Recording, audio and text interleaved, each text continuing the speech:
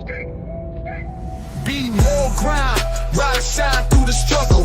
Black dollar circulate, flexing muscle. Politics and biz building walls like bricks. Motown soul rap mixed in the fix. Tiny cover spitting truth, microphone holder. Past the noise scene, watch growth in the folder. Black biz bright spotlight in the dark. Hustling hard, lighting sparks in the park. Be more new, where we breaking glass ceilings. All black every day, income healing. Doni Glover, flip the script, let's go. Black Wall Street, roadmap, be more flow. Real talk, stock rise, dreams ain't looking hollow. Blueprints, handshakes, enemies wallow. Baltimore kings, queens, crown on the throne. Legacy built, stone by stone. Headlines, deadlines, moves in the background. Politics, money clips, elevate the town. Black beard strategists, wealth can't be missed. Twist the plot, make the whole world twist. Be more news, success we inhaling. Victories, IRS, no detailing. Doni Glover, rise to shine, let's glow. Focused on GDP is $23 trillion. 23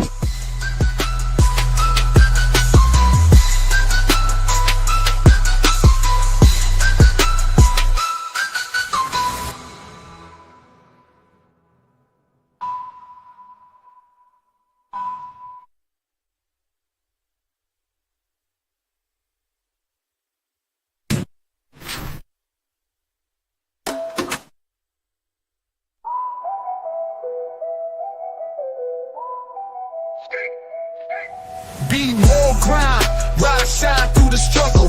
Black dollar circulate, flexing muscle. Politics and biz building walls like bricks. Spitting truth, microphone holder.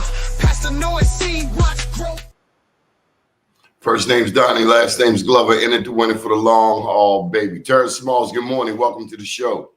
Good morning, Mr. Glover. Thanks for having me. Good. Tell us about yourself, sir. Well, I'm a filmmaker from Baltimore, founding partner of 89 Crowns Creative Agency. I started my filmmaking journey about 10 years ago, working on documentaries and transferring into narrative. From there, I was able to write and produce a few of my own scripts. And yeah, now we're transferring into the commercial space. So you say you're from Baltimore? Yes. Where about? Went to high school at Parkville. Okay. And what'd you do at Parkville? Mainly just went to high school. Like,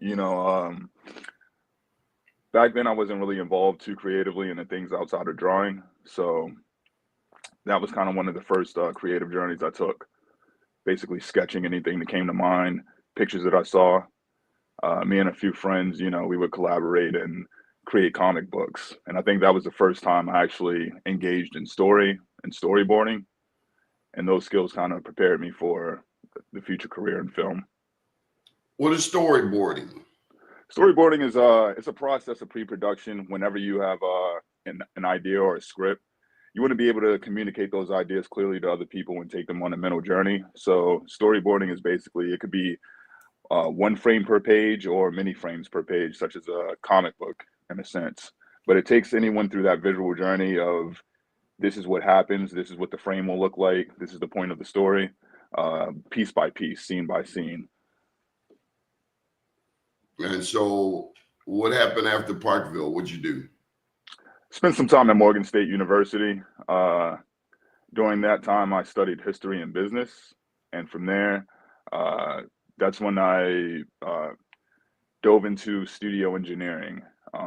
In the time, it was a lot of artists that went to Morgan and abroad in Baltimore. So I created a studio in my own home, like in the early home studio days, and I would charge people to come and record. That eventually turned into me producing music videos for the artists just because I saw a void. There was no one really providing quality visuals. So bought a Canon T3i and started doing music videos for 85 bucks. And then from there, after the music video journey, I'm still kind of in it. I would definitely do a music video for an artist that I appreciated. I love the collaborative process, and It's always similar to making a movie, the way that I approach it. So it's like a good chance to try out new things, try out ideas, and just be spontaneous with it. But after the music videos, I started working in documentaries as a PA, and that kind of grew into a new understanding of story. Story is like really important when it comes to producing ideas, understanding the three act structure, character development, locations, things of that nature. It just helps you.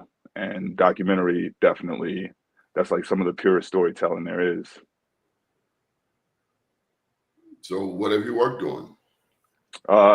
Most recently, I was an associate producer on A Body Politic. It's a documentary following Brandon Scott. I spent 4 years in Atlanta working on sets a lot. Those sets included, once again, most recently, Superman, Moana, Captain America, Thunderbolts, Wakanda Forever, Civil War, Lady in the Lake. It was probably about 14 major films that I did core electric, worked in the core electric department, mainly rigging lights, being a light technician, setting up all the lights and power for sets before they come in. And that was about 4 years of my life. Now I'm back here. We produced a short series back in 2017 called Lost Kings, the series. Had a good cult following, starring Willie Queen and a lot of other Baltimore influencers. And then we went on to, I went on to write and direct Unruly, which is a story about perspectives. The idea that a vigilante could be, the idea that a vigilante is actually the villain. That's pretty much the log line for Unruly. And then most recently we did Fellow Americans, which is a story about a woman balancing her highs and lows in a hostile work environment. That's just some of the things I've been up to. So do you find Baltimore more conducive to your career? Yes.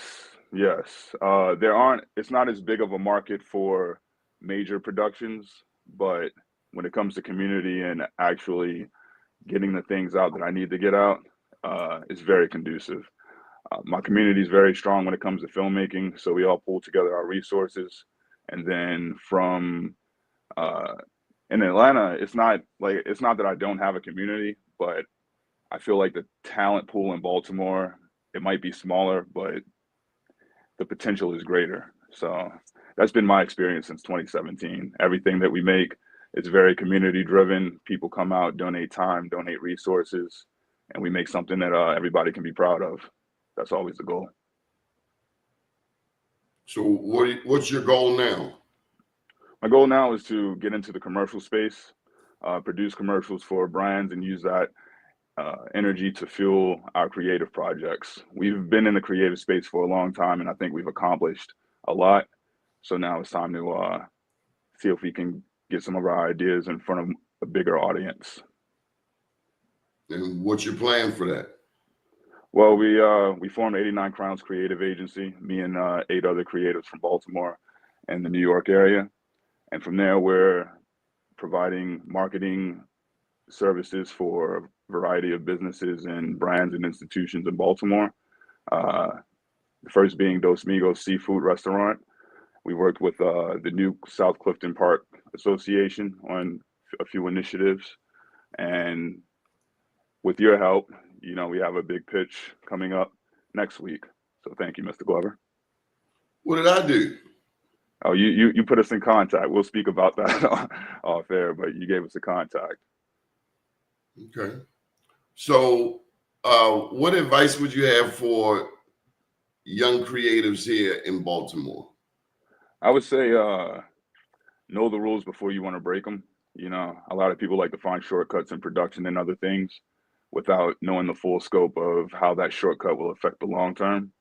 But the more you know and the more you experience on the level that you want to be at, then you'll understand how to transfer that insight to the level you are at.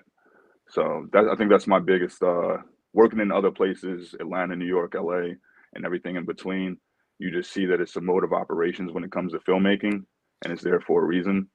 And it's always been a goal to instill that into the creatives in Baltimore, And still what?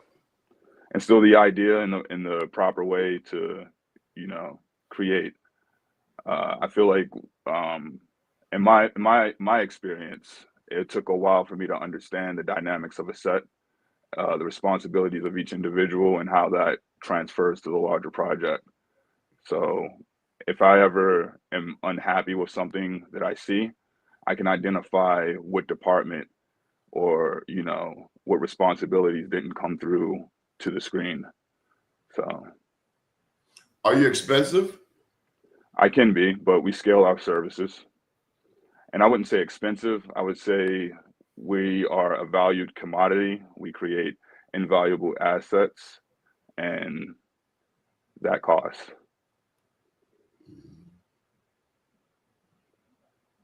Okay.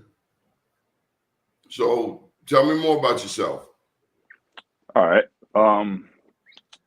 I'm the oldest of three. My brother and sister, they both are in Baltimore as well. My sister just graduated from McDaniel. She's now a lab research assistant. My brother went to Stevenson for film, and now he's out there creating as well. I value community, conversation, and sincerity when it comes to anything. I think that's one of the biggest, or some of the biggest things that make a fruitful relationship when creating. Um, my top genre of film that I enjoy the most is psychological thriller. I like the intensity and the anxiety that it could bring to an audience. So whenever we go into these projects, one of the things that I think about the most is rewatch value. Um, I think a lot of people have fallen into the routine of watching films only once, but to me, you watch it the first time to understand how you got from A to B, and then you watch it again. But every time you watch it, it should be clear, or something else should pop, like an idea or an understanding should be gained from watching it a second time. So when we go into making films, I'm not afraid to have people not understand it the first time. The rewatch value is very important. I think when it comes to the marketing aspect of what we do, uh, it helps that we have a good understanding of story, and that bleeds through whenever we sit down to do a pitch or come up with an idea for a brand. It's always about how to connect the ideas of the brand, institution, or individual with the people that it serves. Once you can make that connection, you can capitalize on it. Everyone is related in the sense of we all have common experiences, but just because we don't speak about them don't mean they exist. So I like operating off of that when conveying stories and points. Um, yeah, So what role did you play in the Brandon Scott documentary? I was an associate producer. I worked with Gabe Goodenough and John Benham. It was shot during COVID, so that role pretty much entailed, any slack, pick it up. If they needed an extra shooter one day, I'm there. If they needed somebody to, mingle in the crowd, I'm there. When it came to, just politicking and brushing ideas off, I was filling that role too. What stands out about the documentary? I think the fact that it's about a mayor that we haven't seen since Kurt Smoke, like a black man became a mayor. He's the youngest mayor that Baltimore has seen. And it's important for people to understand the story and see how it came about. What's the story? The story is basically the story of Brandon Scott being elected and taking over during COVID. So the difficulties that the administration had to face with uh, the mask and the shutdown, and then the problems that the city faced already. Is it a fair documentary? Is it truthful? I think it's a documentary that has perspectives. I think when it comes to every documentary, you got to consider uh, the source, and not that the source is bad, but it's like that source might not have relatable experiences to everyone. So What I mean is the story slanted? Is it one-sided to make him look good? I think that's debatable, and it's definitely a possibility. Both the filmmakers were from this city, so I don't think their goal was to put any bad images of Brandon. You know, definitely not to vilify him. And this documentary was made, I think, 2 or 3 years ago. So the experiences that people have had, they didn't have 2 or 3 years ago. What, like the gas and electric bills? Yes, things of that nature. Now, you said he was the first mayor since Kurt Schmoke to do what? Well, I said he was the first black mayor we've had since the black male mayor that we've had since Kurt Schmoke, and the youngest mayor that Baltimore has had. You think that put a certain pressure on him? Definitely. I think any youthful person stepping into a space where people have years of tenure and experience, I think that's pressure forever, you know. I mean, we could see it in the celebrities of today. LeBron James, you know, his son. Pressure for young people is definitely there in certain levels. And stepping into that situation where it's a coveted spot, people don't really know you, I think there is a lot of pressure. I'm gonna push back on that. I mean, considering the mayors, the 3 before him, all he had to do was just stay normal. Mm-hmm. I mean, I can agree. Like, what do you mean by normal? Number 1, keep your hands out the cookie jar. That's always rule number 1. Normal, just do the job. Yeah. I think we've seen a few Don't mayors get struggle caught with up that. in any scandal. Mm-hmm. This is the 10th year since Freddie Gray. And people are looking for leadership. Do you think he's demonstrated leadership? Oh, let's say this. If you had the Brandon Scott documentary to do over up until today,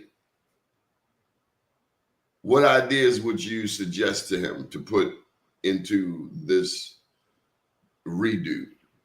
If I was the executive producer of the documentary then or now, I think my focus would be more on the people instead of the person and how they feel affected. I think with documentaries in general, like, people find people that are closely associated to whatever subject they're talking about, you know, and that subject is going to speak however they speak about the person. But I think the strongest documentary is like finding people at random, you know, not necessarily random, but finding people that have no association and they don't know anything to the situation. That way you can get an objective, non-biased, even if it is biased, it's not biased, it's stemming from something that you orchestrated. So today, I don't think I would. So I gotta ask you, was this a true documentary or was it a PR piece? I think that's a great question. I think from the filmmakers, Gabe Goodenough and John Benham, to them, it was a true documentary.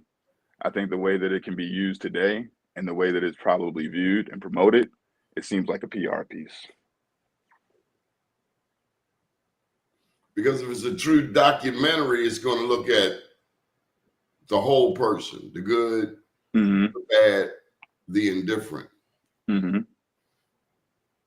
But he certainly navigated, got reelected.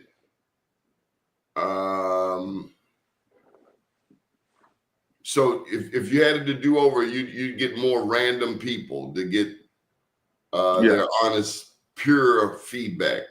Yes, people that aren't associated with associations or organizations, people that just go to work and experience the bureaucracy. I mean, not that I blame them, especially in an era where you're looking at a president who is so off the chain. How old are you, Mr. Smalls? 35. 35. What do you think of this president? Uh, yeah, the president is definitely Now, I don't want you of to a, say anything that would disaffect your money making ability. nah, I think speaking on integrity, it'll always be there. But I remember I've paid attention to elections all my life. When I was a kid, elections kind of instilled fear in me. The way that each side, vilified the other side and not knowing what was going to happen. But this is a time where it seems like the lines have been crossed, like no one's crossed them before. Never in the history of America. Yes, and things are being repealed, demographics are being targeted, and it's a weird time. The other side of me feels like America's always had it. It feels like it's always been a part of the plan. It feels like this is where America was heading in general, and that's kind of the scary part. I don't know. It's kind of like a person. Hmm. You know How how so? some people can't drink alcohol? Yes. He's like alcohol to a person that doesn't need alcohol. I can dig that. You know, some people, they just can't handle alcohol. Hmm. And America's like that. And he's alcohol. And so it makes a certain group of people act out. Yeah. Yeah, definitely. I think it's a lot of people are emboldened, with Yeah, beliefs that you know, without probably that aren't drink, even they there. wouldn't talk smack. They Exactly. wouldn't be up in your face. They wouldn't be Yeah. starting fights. They'd Hmm. be cool. Yeah. And working in Atlanta, it was weird because like you meet people with totally different ideas, beliefs, but you spending 12 days and like 12 to 16 hours a day with them every single day for 3 to 9 months. So the thing that like going into this election, one thing I realized is like the crazy thing is like the divide. At the end of the day is like, yo, we're all it not to sound cliche, but we're all in it together and to see it's like a civil war in a sense without the violence. One side over here, one side over there. And whatever I think the conversations need to be across the aisle more than on each particular side. Ideas need to be shared with people that don't have those same ideas on both sides. So at the very least, there's an understanding. Even if you don't accept it, there's an understanding. So who's your favorite filmmaker? That's hard. Um, I have a favorite, but I always acknowledge the best might not be the same. The films that I enjoy the most, Now, before you go too far, let me just ask you, are you studied when it comes to the art of filmmaking? Would you say that you are a learned person? uh, that's a good question too. I got like a lot of colleagues and collaborators that attend NYU, and I hear those conversations that they have.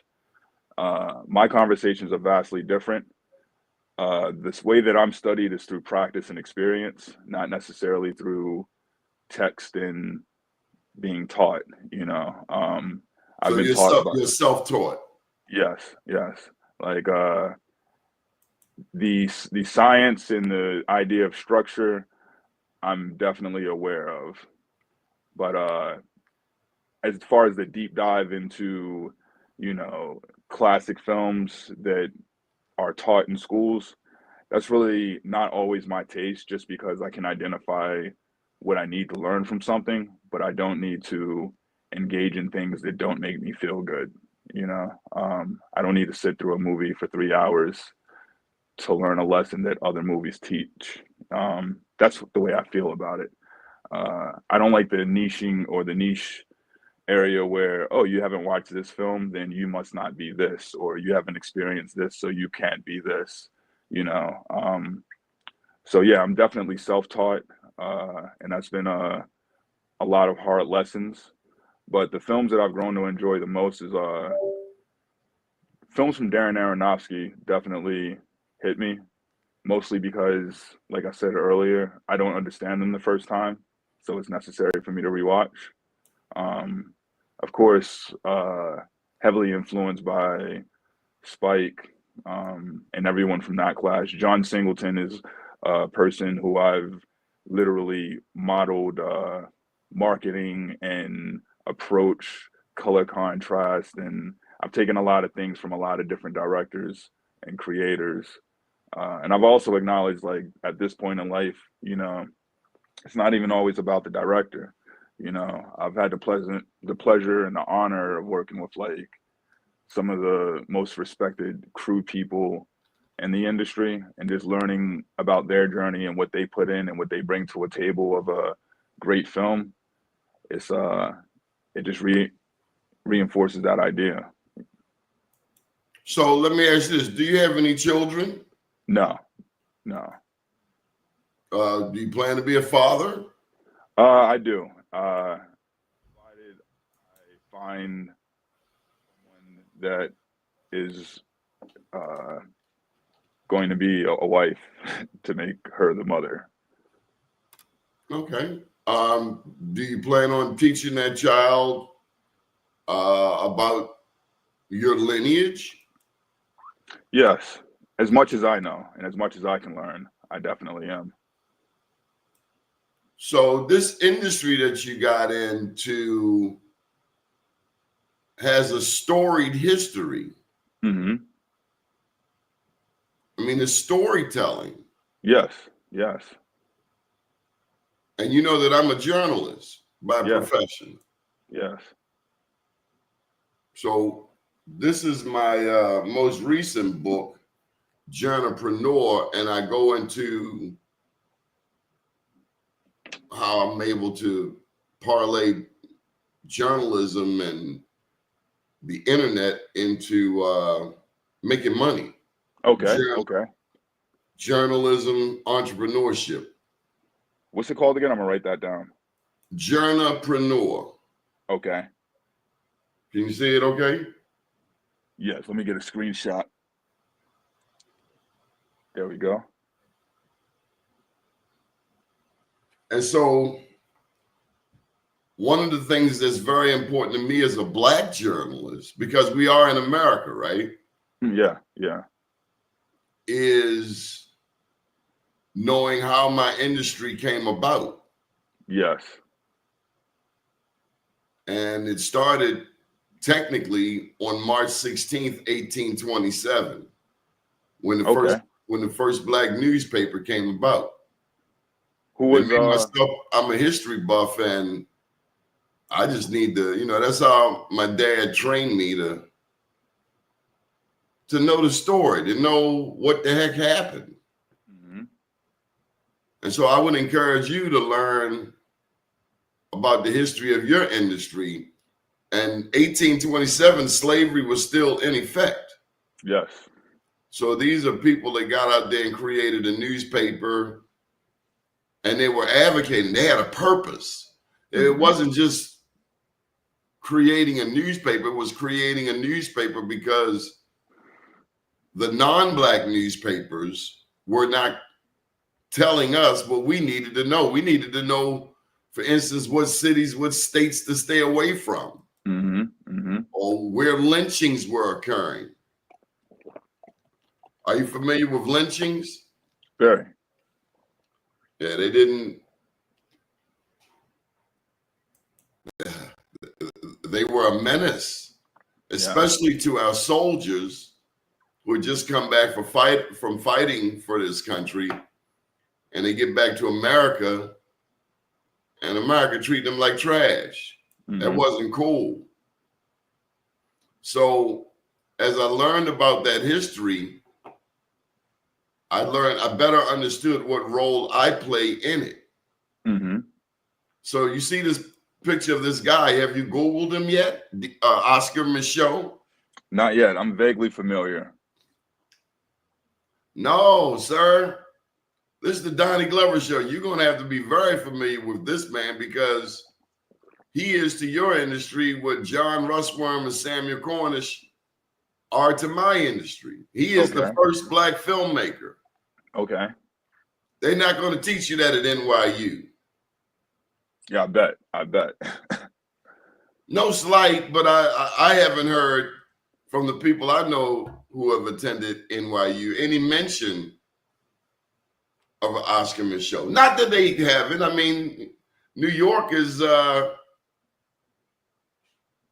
more liberal than most. You know, it's actually the first state that abolished slavery. Mm-hmm. There's a lot of good in New York City, but this man right here created 44 films at a day and time when, because, you know, they had certain stereotypes about black people. Yeah. And these stereotypes made us look bad. And we're still battling them today. Yeah, we are. I was trying to load a picture of what I would consider his arch nemesis. Okay. I later found out that there was more to the story of black newspapers than just in America, because we speak English in America. And what we don't realize, and this is for your storytelling, Mm-hmm. is that we assume that everything in American history derives from the British, consciously or subconsciously. And I say that because we speak English. Mm-hmm. So there's no way that we can fathom that the Spanish or the French have had influence on our existence here in the United States. No, they definitely have. Why do you say? Well, I mean, we bought the Louisiana Purchase from the French. Yes. We got Alaska from Russia. Spanish. Spain owned Florida until Yeah, Spain, 1831. exactly. You know, so it's definitely an influence. And even if you think about Mexico and what it is today, you know, that's a mix between two cultures, two different groups of people. So that impact is definitely there. Yes, it is. And so as we learn these things about other cultures, we maybe can fathom, you know, have you ever been to Louisiana? No, but I've had a lot of conversations about Louisiana recently, and it's becoming more and more fascinating every time I speak about it. Why is that? Well, the spiritual reasons, and then the history. I've heard of this guy, Birth of a Nation, but spiritual reasons, cultural reasons, historical context of it. And the blending of cultures is a port city like Baltimore, the Spanish, the French, the British, let alone Black and African culture. Can't forget the indigenous peoples. Yeah, like it's kind of, I always use the term a perfect storm of a lot of things, you know. That's the richest Blacks in America lived in New Orleans. And also their impact on film as well. I wouldn't doubt that. So this guy here is the one who made the first feature film. They call him the father of film. Now you got to watch it when other people call their ancestors the father of film. As I'm looking at him, I'm thinking of this guy, J. Marion Sims. J. Marion Sims is called the father of gynecology. Okay. But Black people would not consider him a father of anything. We just look at him as a damn Dr. Frankenstein at best, because he performed surgery on enslaved Black women without anesthesia. J. Marion Sims, they call him the father of gynecology. So when I see this title here, the father of film. So do you know what D.W. Griffith's first film was? Yeah, Birth of a Nation. There you go. Yeah. And how did that film make Black people appear? Like rabid animals that were out for attack. And yeah, Big lips, yeah, real wide eyes, a skin of lot, our own shadow. lot of them in blackface too. Well, all of them in blackface. You do know that we are not slaves. Yeah, Our people were enslaved, many of them, but we are not from I mean, that's a chapter in our story, but it is not indicative of who we are as a people. I mean, you know that the first man on earth was a black man, of course. and that the black woman is the mother of civilization. What do you think D.W. Griffith was attempting to convey? I think with Birth of a Nation, like at the core of the hate, I think is fear, you know, and that's what they feared. But you should fear that, considering, I mean, not that that's what we are, but I think their fears stem from one, not understanding us, seeing what we were capable of, knowing that what they were doing to us the tables could turn, you know. Well, the tables are always going to turn. You Yeah, can't you treat know, people like that. like even in slavery, what I urge people to understand is, like, you know, when people say that my ancestors this and my ancestors that, like, it was a lot more slave revolts than people report. You know, there were a lot of slave revolts. Slave revolts was a common fear, because not because they thought it could happen, but because it actually happened, you know. And you And want to get my second book, young man. It's called okay, I Am Black Wall Street. okay. I just took a screenshot of that as well. And we have a lot of mention to, no, we did not take slavery. So Black Wall Street was a form of resistance. Mm-hmm. The formation of the one in Oklahoma Yeah. and other places, it was indicative of how strong our ancestors were. Even in a Mm-hmm. racist America, people like O.W. Gurley had the audacity to think we should have our own too. Mm-hmm. That's a great document. It's called Greenwood Rising. I Okay. hope you get a chance to check it out. Greenwood Rising. It's a tad long, but it's worth the look, because you have to understand your history so that you can better understand your role as a No, filmmaker. definitely. I think that that's like, I've had a lot of different experiences in film, and it's almost been like therapy in some senses, you know, but it's also been a psychological game. Uh when it comes to like black filmmakers, I think we got to be like truly ourselves in the stories we tell. And sometimes we might want to tell stories that we think will sell or gain attention. And sometimes some of us are stuck in a box of the stories that are told to us, you know, but that doesn't always represent what we as individuals or community think and feel, you I think know. there's another category, Mr. Smalls. Tell away. What makes money, Yes. Yes. That's and how definitely. far you are willing to go to make money. Hmm. And what's on the line is your character, Yes. your integrity. For instance, would you make a film about pedophiles exploiting little black girls? That's probably not the film that I would make. Or I don't know, that's just some random thought that came to mind. But what you put your name on will then become what people remember you by. Yeah. Yeah. And I don't want to add to anybody's trauma, you know, like anybody's, for Yeah, real, we need healing, if anything. you know. And like, it's not that I don't think that there's a place for violent stories, but I think it's always about who tells the story, you know. So when I was 20, like 25 years old when I wrote Lost Kings. Lost Kings was just based, I like to think that it's a collective conscience of Baltimore.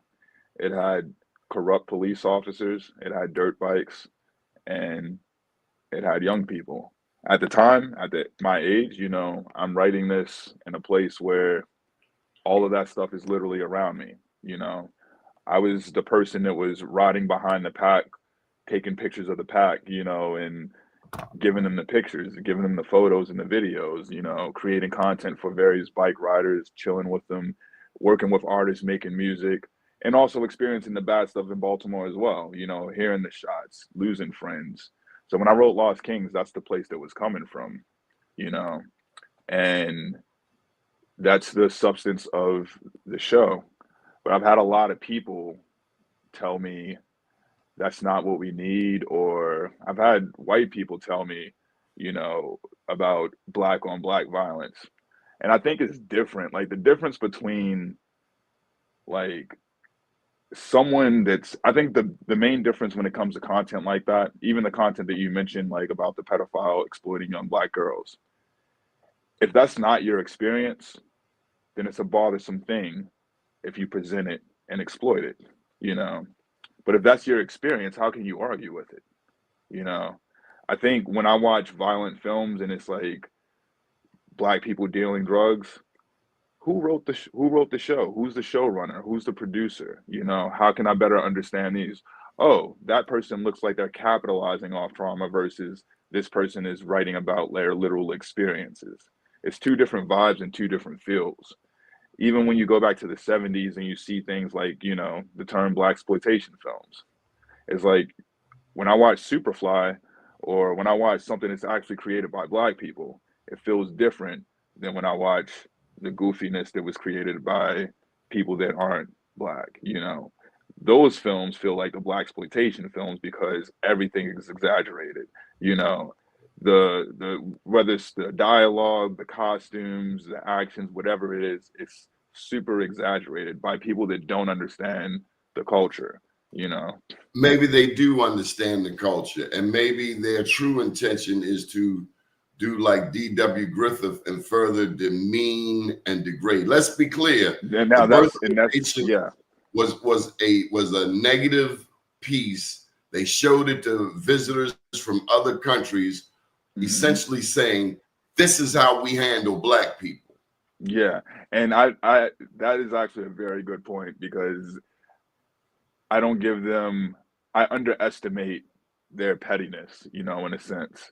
But yeah, them You understanding the cannot. culture. Yeah. We Yeah. cannot afford. Maya Angelou said it best: when they show you who they are, Hmm. believe them. Yes. So in that film, D.W. Griffith, he pointed out the fullness of black people's lips, the wideness Hmm. of our nose, the darkness of some of our complexions, because we cover the gamut Yeah, we're not a monolith. in term, not when it comes to complexion. When Yeah. it comes to racism, we are a Oh monolith. no, with everything is yeah, everything's on one tone. We have to be aware of the fact that they paint this ugly image of us, but yet people are in tanning salons every day. Yeah. Yeah. People are getting lip injections every day. I'd Um, love to see how they widen their nose, because I think that's virtually impossible. But they're certainly getting needles in the butt and Brazilian butt lifts, yeah. and they're bottling melanin. Did you know that? No, but I'm not surprised at all. They still out Oregon, They're so why wouldn't taking it? the melanin in your skin and putting it in a bottle, but yet they hate you. They Exactly. hate you, but they want to be you. Hmm. Did you know that they are paying black men to come to countries like Japan, like Poland, and repopulate their countries? No, that's an interesting perverted idea.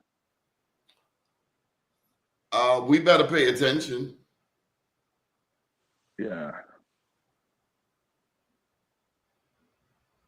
Like that's This the thing. country is diabolically evil, and what you have the distinct job of telling the story. Mm-hmm. And so if you're going to effectively tell the story, then you got to know the story. Mm-hmm. You ever heard of Margaret Sanger? Yeah. You know who she was? Founder of Planned Parenthood, and definitely not a good woman because she encouraged us to kill our babies. She said that black babies are like weeds. Mm-hmm. She said black people are like weeds, which should be exterminated. And Mm-hmm. she found it. What did she found? Planned Parenthood. Planned Parenthood. Yeah. This is the mother of Planned Parenthood.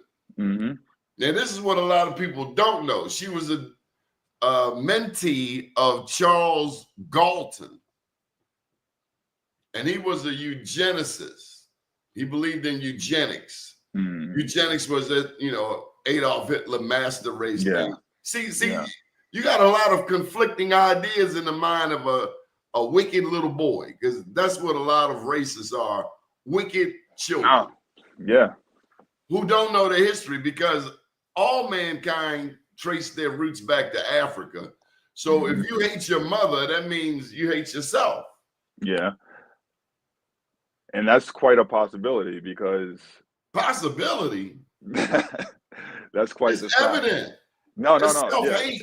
it is. How can people who have total control over the government still operate from a mindset of scarcity, that they don't want other people to eat, drink water, have a house?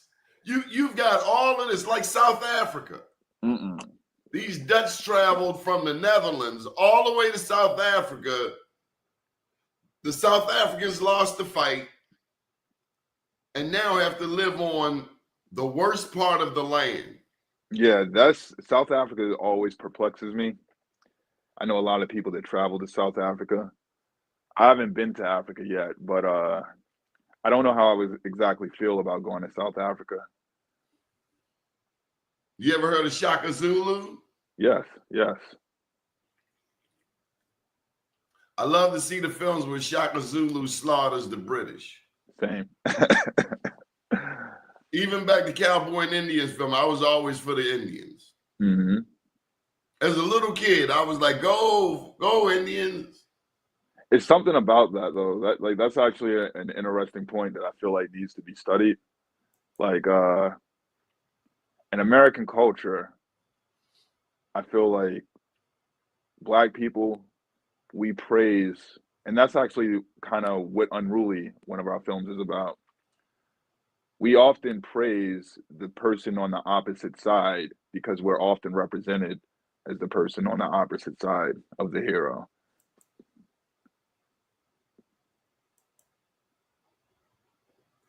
Are you still there? Yes, I'm still here. Can you hear me? I thought you were going to say, well, I thought it was more to it. Oh, no. Like in the sense that we're always represented as the villains, So when we see situations from our perspective, it's not a villainous situation, but from their perspective, they're the hero in their story, but they're not the hero in our story. If that makes any sense. Oh, yeah. Yeah. Like Tarzan swinging through the jungle. Exactly. Like hoping that his vine breaks, like hoping that he actually, gets thwarted, because that's the real villain, Or even when you watch procedural, my Dirty Harry, the beginning of Dirty Harry, that's one movie that I've never finished, because in the beginning scenes when the robbery's going on, like he literally just murders like 4 Black people, with a 44 Magnum. And I'm like, dang, people were actually going to the movies rooting for this guy, like wanting him to That's win. the power of media, brother. Yeah, and Do I'm like, you know about demonization? Before America goes and bombs Iraq, mm-hmm. they must first demonize Saddam Hussein. Oh yeah. I remember watching Bunny cartoons. Oh, it was a class where we will watch old cartoons and see the propaganda that they put into those cartoons about Japan, you know. And it's crazy to see the levels of demonization. They're justifying the fact that they just dropped a bomb, an atomic bomb on Nagasaki and Hiroshima. Yep. Hiroshima, I don't want to mispronounce it to those indigenous peoples, but yeah, causing all kinds of disease, multi-generational birth defects, and the like. And now you're giving that messaging through cartoons to children to indoctrinate them. I'm gonna get deep with you for a second. Go ahead. Because this is the significance. You say you're a history major. Yes. China has 1.5 billion people. Mm-hmm.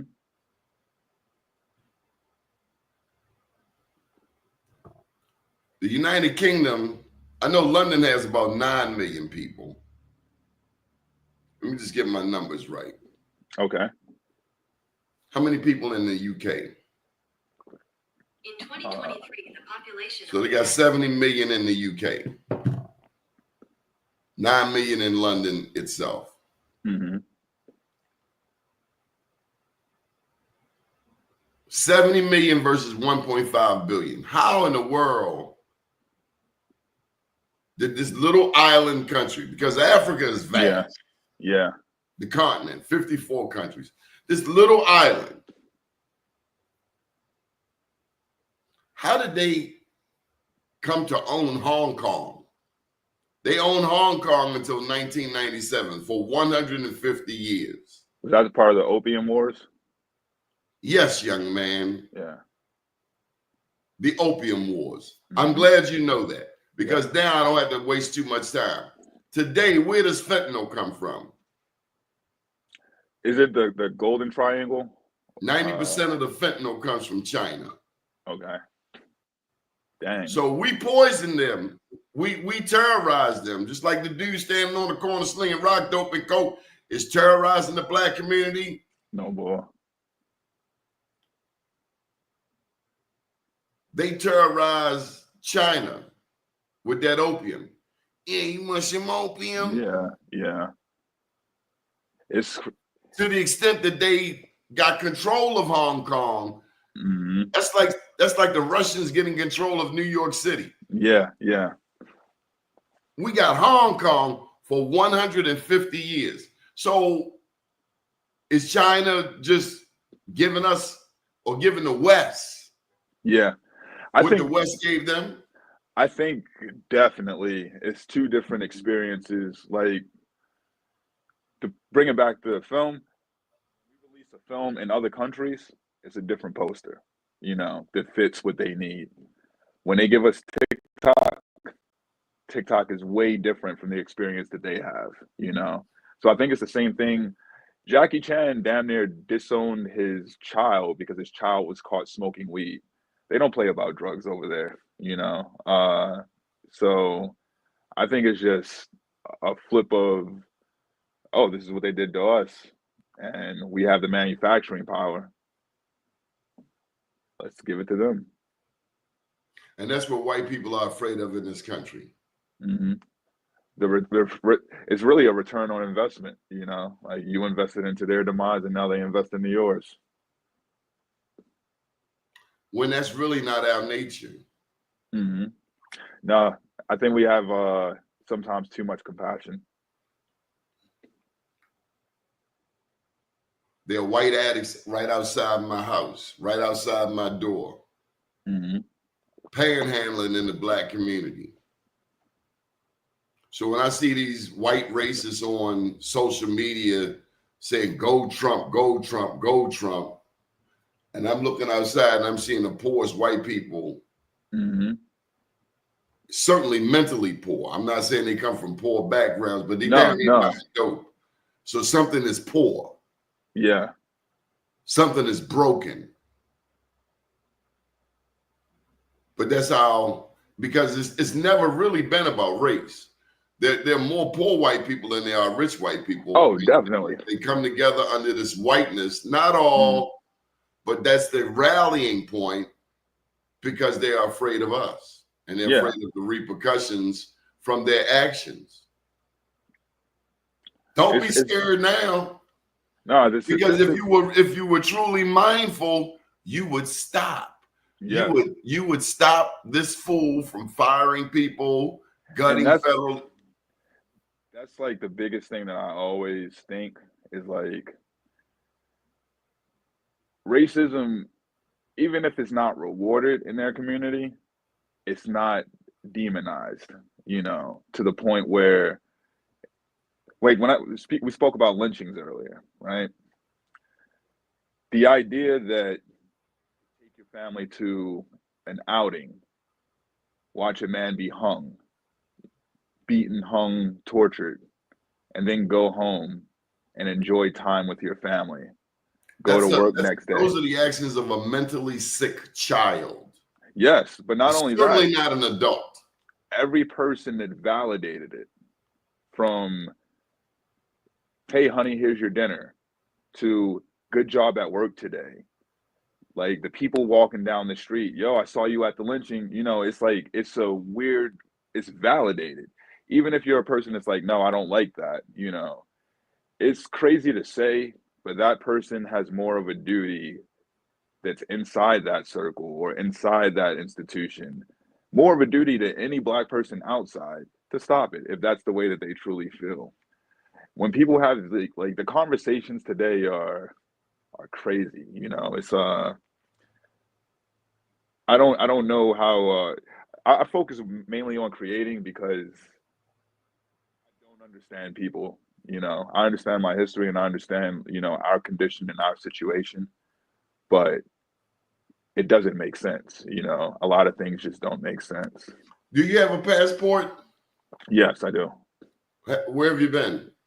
Only place I've ever been was Cuba. Yeah. Yeah, that was an amazing experience. And I've always had I've always loved history, you know. I've always wanted to know the unadulterated truth about people that I considered heroes. Uh, Fidel and Che, when I was young, you know, those were two people that I revered, still do, you know. Che died in Africa fighting for Africans, you know. So I think that speaks to their ideals and principles. So I went to Cuba with that purpose. I want to learn more about how Cuban people feel about these people, you know, and because it feels weird not knowing for certain like how the natives feel. When I went there, I didn't do anything that was like it wasn't a normal experience. You know, I stayed in a community. I made friends with someone that's from the community. We I've seen parts of Cuba that Americans don't see, you know, and it wasn't bad. Everything was amazing. Everybody has health care there, is my understanding. Everybody has health care. Everyone has a house. You have land. You know, the biggest gripe that I've heard when I went there, it was, yo, we don't have movies. You know, I shot a music video in Cuba. I went to a music studio in Cuba. I mean, the technology, it might have been dated compared to America's, but the amount of innovation, like I'm used to creating with like a sense of scarcity and a sense of lack and not having. I'm not used to being a person where it's, yo, we have a problem, let's throw money at it. It's we have a problem, how can we work around it or how can we fix it, you know? And that's what I saw in Cuba, you know. This studio is producing the same quality of music that we're producing in the United States. Everybody wants the American stuff, the jeans, the cell phones, the computers, but I was stressing the Eddie over there, like, bro, you guys got what you need, you know? Like, I don't think they understand what it would be like to actually set foot in America, you know? Come to Baltimore, it's gonna be cold. You know, you're not Listen, near the beach. we're running out of time, but I got to get this burning question in. When Okay. did Black people first come to America? When the continents were connected. So it wasn't in the bottom of a damn slave ship. No. I'm glad you know your history. How can Yeah. people get in touch with you, Mr. Smalls? Either on Instagram, you can follow 89 Crowns, the creative page. I'm always at Dos Migos, that's our creative hub. Yeah, I'm on social media, Terrance Smalls or 89 Crowns, and that's how you can find me. But I would definitely be out there speaking to your businesses and clients and everything. We wish you the best, Mr. Smalls. Thank you for being so open-minded. Thank you, Mr. Glover. And we have to put a plug in for your agent, Dave Lovelace. Oh, yes. I'll be Shout sending out him to an Dave. invoice in the morning. Make sure you overcharge. Have a great day, sir. Good morning, world. You too, Mr. Glover.